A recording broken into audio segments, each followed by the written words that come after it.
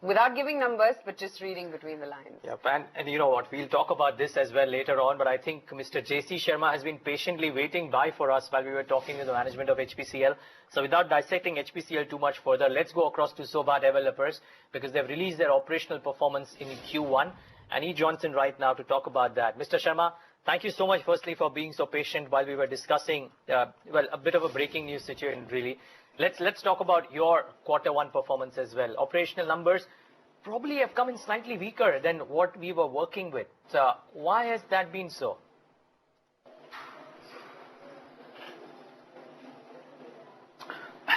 I think we need to look at these operational numbers from a different perspective.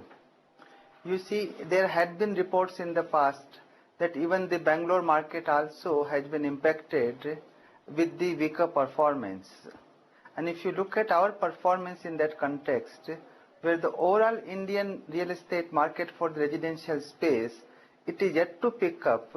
We have done 700,000 square feet of new sales in Bangalore market alone, and we have done reasonably well in Chennai.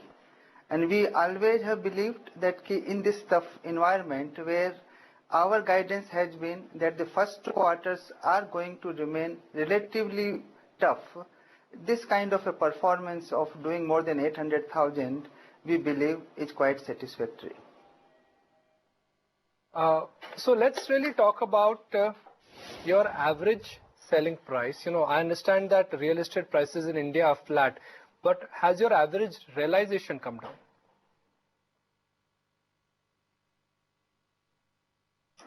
See, we need to look at this thing vis-a-vis the product mix which is currently being sold, and from the profitability point of view, whether the lowering of the average realization is likely to impact our margins or not. So we are quite confident that despite having an average realization of around 6,000 rupees, our operating margins will remain as good as what they were, or they are likely to become better as things move forward.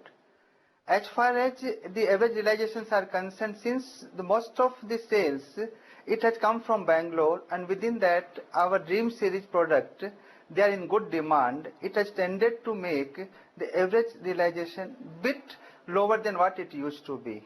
As the demand picks up for the higher price product also, which we are seeing now, the average price realization also will start moving up. Mr. Sharma, since you talked about contribution from Bangalore, I want to talk about Sobha Covelli in details. How's the launch been absorbed past quarter? What are the sales projections looking like from that project?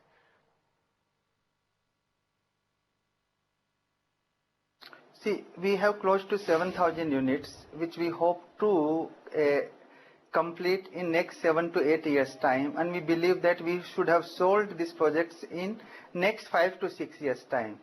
But if this current momentum continues, we should be selling this product much faster than what we have anticipated, and which gives us a new category where initial investment will be relatively higher, but then it will be catering to a market where actual buyers will get a good product at a price where they can afford without compromising on our margins.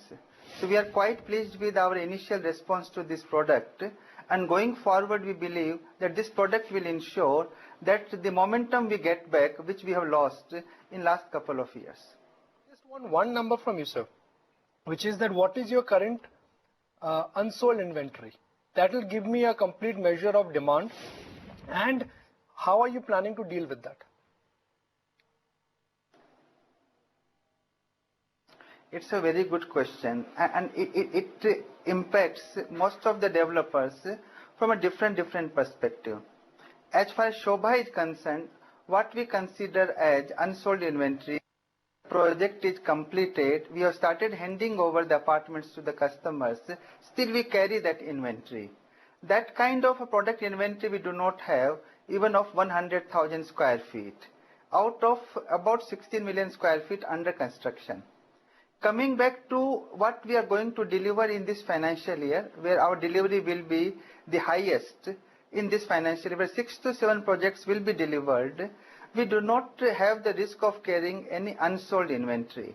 So whatever inventory we are talking about it is a to be sold inventory.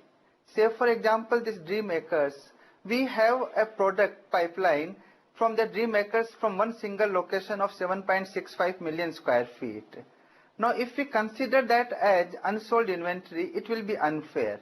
It's a large project, Bangalore's largest ever project getting approved, and that project will be sold over a period of time and will be completed also over a period of time.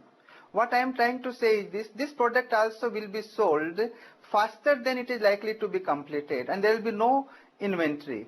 So as far as Sobha is concerned, we are clear and the market accepts that we do not have that problem of carrying an inventory which is a burden on your working capital. Rest is all right, a work in progress where customers come. Of course, on the higher priced products, we have seen that what it used to take 3 years to sell a project, it may take now 3.5 years. But if the project duration is also 3.5 years, it doesn't make any difference. So we did not have to worry about this unsold inventory the way it is interpreted by the market. Okay.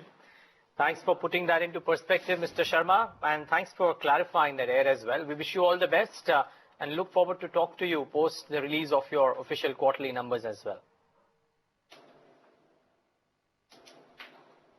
Thank you. Thank you for this opportunity. That's Sobha Developers speaking about their quarterly sales volumes that have come in and what would they be doing with the projects at hand as well. They don't have that problem of the inventory, and they are confident that whatever they start off in terms of construction, they will sell off before the project gets completed.